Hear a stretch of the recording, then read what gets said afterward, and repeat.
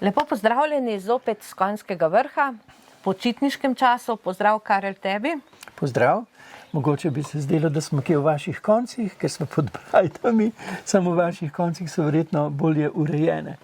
Jaz pa ne znam obtrgati, če kdo zna, dobrodošel, da mi pride to urediti, večkrat prošnje za pomoč. No, vprašam, kako so kaj počitnice, da ni bilo še tistih pravih, mi je se kar zdelo, ker si nas sprejel pod Brajdami, ne pri svoji pastirski hišici. Ja, zanimivo, ne? Sem načrtoval že počitek, ampak preprosto prihaja toliko teh ljudi, čeprav sprejemam samo pod nujno, ne? Pravzaprav so dnevi tako izpolnjeni, da recimo zadnje par dni sploh ne pridem do računalnika, da bi pisal, kar bi moral napisati, kar bi rad končal v letošnjem poletnem času. Me pa izčrpanost vsekakor postavlja pred dejstvo, da si bom moral v koledarju dobesedno potegniti tam tisto črto in napisati meni, ne? Ker na koncu koncev potem jeseni zopet pride čas naporov in iz lastnih izkustev vem, da se goljufati pač ne da, ne. Rdeče lučke so prižgane, opozorila so prižgana, če jih upoštevaš, je dobro zate in za bližnje, ne, ker če ne drugače si manj težiš bližnjim, ne, ker se razbremeniš, ne, težimo, ko nas kaj teži, zbadljivi smo, ko nas kaj zbada, ne. Tako da bo pošteno, da si bom teh 14 dni oziroma 10 dni dobesedno začrtal in določil, ne. In če je še kakšen na moje mesto, mu tudi to priporočam, ne. Ni potrebno iti daleč, ne? Ampak je pa potrebno res odklopiti in se umakniti vsaj nekaj 10 metrov. Tam v okolici Šmarja je vse polno takšnih prijetnih kotičkov za umik in verjamem, da ima vsak izmed vas posamezne lokacije v naravi ali v gozdu, ki so ga že pritegnile, mogoče ko so nabirali gobe ali pa kar tako na sprehodu.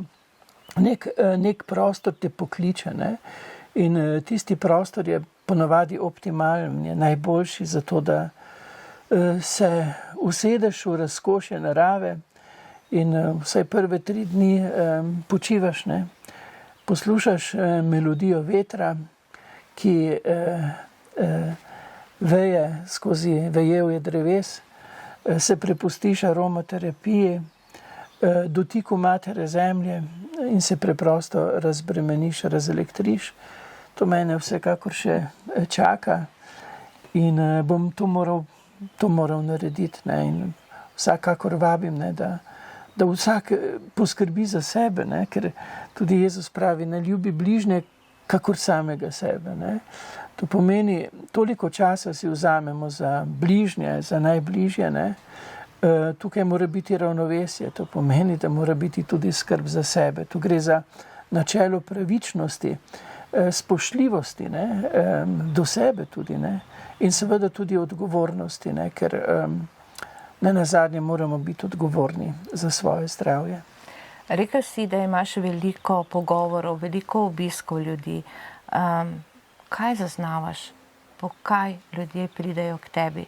Iščejo mir, ker tukaj pri tebi je mir. Ja. Pa verjetno tudi bližino in to, da te nekdo posluša, pa da se okrepiš. Ja. Ljudje so obremenjeni, ne? Čas, ki ga doživljamo več kot 1 leto, je vsekakor pustil obremenitev na ljudeh, na njihovem razmišljanju, na njihovih čutenjih, ne? Prihajajo ljudje, ki so predvsem obremenjeni strahom, teh je res veliko, ne? Najbolj mi je težko, ne, ko pridejo mladi, ki čutijo posledice covida, ne fizične, ampak psihične, ne? Ker mladi potrebujejo medsebojno druženje in ta izolacija je pri osnovnošolskih, marsikaterih in tudi srednješolskih in starejših pustila določene posledice. Mladi, ko pridejo v svoj krog, se izgovorijo, razgovorijo, pripovedujejo svojo doživljajsko resničnost, dajo ven iz sebe, ne? In je ta bližina, ne, v živo, ne, preko medijev zelo pomembna. Pač je tako, da odrasli nismo naučili mladih se pogovarjati osebno. Mnogo kje, ne bom rekel, da povsod. Kdaj smo recimo mladim zastavili vprašanje, kaj te prizadene, kako se takrat umiriš, kdo je tista tvoja bližina, ob kateri preprosto si in te notranje ukrepi. Najbolj bistvena vprašanja, ki se dotikajo naših preživetvenih moči, ne zastavljamo. Mi smo predvsem funkcionalni. A si že to naredil, kaj boš, kaj bomo naredili, ne? Kako bomo pa notranje preživeli, ne? To pa mladi, ker jih nismo naučili se osebno pogovarjati, se z nami ne pogovarjajo osebno, zgolj funkcionalno. Potem starši nekateri sicer v času pubertete želijo, da bi jim otrok kaj povedal. Ampak če je bil otrok do takrat samo funkcija in ker se mu želel samo dobro, si gledal, ali je vse, ne v njem, ampak v okoliščinah njegovega življenja samo dobro, ne? Potem je prepozno. Ampak mladi pa v svoji sredi, ne, vendarle to izrekajo.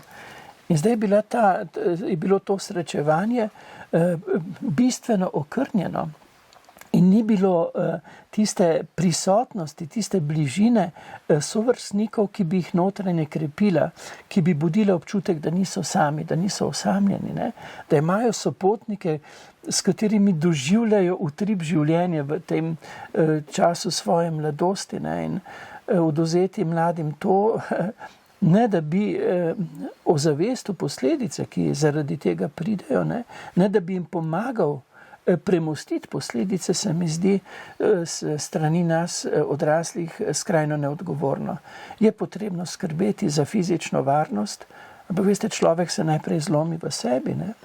In ko se človek zlomi v sebi, potem se čudimo, ja, ne rabimo se čuditi, mi odrasli moramo biti bolj odgovorni in upoštevati te naravne zakonitosti, ne, ki so v utripu mladosti. Sem se dotaknil mladih, ampak prihajajo tudi starejši, prihajajo razni. In tukaj predvsem, ko pridejo ljudje k meni, pridejo z določeno težo, pridejo z določeno stisko. Zato si bom v tistih 14 dneh, kje bo potegnjena črta, upam, da jo bom še danes potegnil, ne, pravzaprav moral privoščiti ne pogovore, ki se lotevajo teže, ampak se bom srečeval s prijatelji, s katerimi bomo razdrli kakšno sproščujočo temo, ne. Vsekakor takrat ne bom bral strokovne literature, ker sem zdaj res preokupiran z njo, ne, ker spremljam oziroma dobivam podatke dobesedno od največjih strokovnjakov z celega sveta, ne. In včasih je to, povprečno dobim na dan 15 do 20 teh sporočil oziroma dopisov, ki so kar dolgi. In potem, ker pišem knjigo, ne, tudi, ki bo vsebovala te vsebine, včasih mi pride prav samo en odstavek od recimo 30 strani, včasih pa so tukaj kar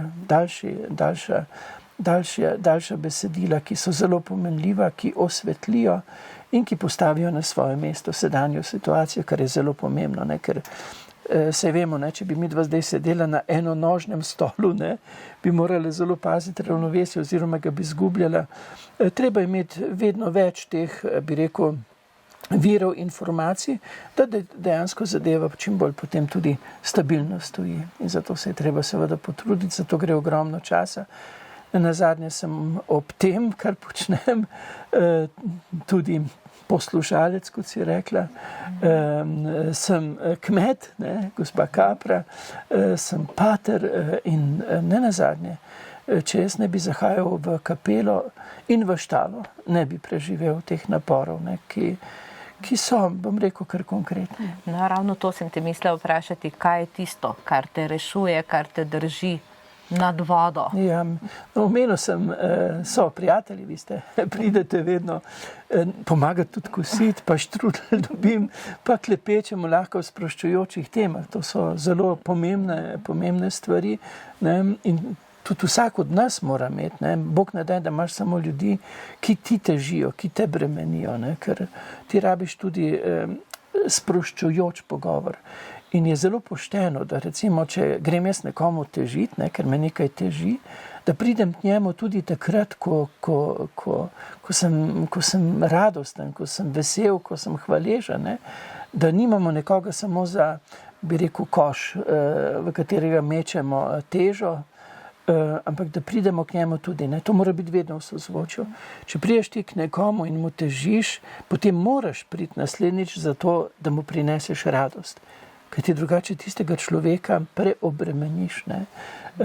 Govorim iz lastnih izkustev, ni lahko, sam sicer to teoretično razumem. Tudi jaz sem šel najbolj pogosto k mojemu duhovnemu očetu, takrat, ko me je kaj bremenilo. Ampak sem šel pa tudi takrat, ko sva preprosto krepetala in razvijala misli, ki niso bile obremenjene. Tako da je zelo pomembno, recimo, da se srečujemo s tistimi, ki prinašajo radost. Zame je tudi zelo res pomembno, kot sem rekel, kapela, ker tam se res spočijem. Jaz se v kapeli dol usedem, bi rekel, ker moliš. Jaz se počivam v duhu, bi lahko rekli. In takrat sem tako, kot me sonce svetli in mi ustvarja vitamin D, da imam močnejšo kostno strukturo. Takrat mi ta sveta obnebje me svetli in mi ustvarja močnejšo to duhovno, notranjo stabilnost. Seveda pa je gospa Kapra tudi, bi rekel, izjemno, sem res, živali imajo izjemno inteligenco, čustveno inteligenco in so res fantastični sopotniki. Tudi mi moramo biti v odnosu do njih fantastični sopotniki, ker potem pride tukaj do tega ravnovesja medsebojnega sožitja. Res je pomembna odgovornost, spoštljivost in pa seveda pravičnost, kar rad poudarim. In kaj ti naj zaželimo? To, da si res začrtaš dneve, ampak pridemo preveriti v avgustu. Preveriti v avgustu. Takrat bom še pisal knjigo. Zelo si želim, da bi jo konec avgusta končal.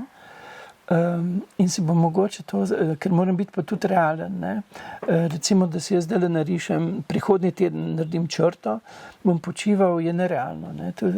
Tudi čas za vdih moramo umestiti realno, tako da vemo, da ne bomo goljufali same sebe. Jaz si sicer lahko zarišem črto, potem pa več kot polovico dneva zgoljufam, ampak goljufal bi samega sebe. To pa ni pošteno, ker če nisem pošten do sebe, kako bom do bližnjih, vse se začne pri meni. Se pravi, ne bomo preverjali še v avgustu. Septembra bomo preverjali. Avgustu bomo pa preverjali, kako daleč je knjiga. Ja, tisto pa bi bilo kar zanimivo, ja. Tudi to bom moral, recimo, si vzeti, določiti čas, ker mi preprosto izginja. Naj vam ne izgine tisti čas, ki je odmerjen za oddih. Če bo moj septembra, bo verjetno potrebno pri vas narediti ta, bi rekel, to črto v koledarju oddiha, že nekoliko prej. Tako, in lep oddih želimo vsem. Izpod Brajt na Konjskem vrhu. Srečno. Srečno.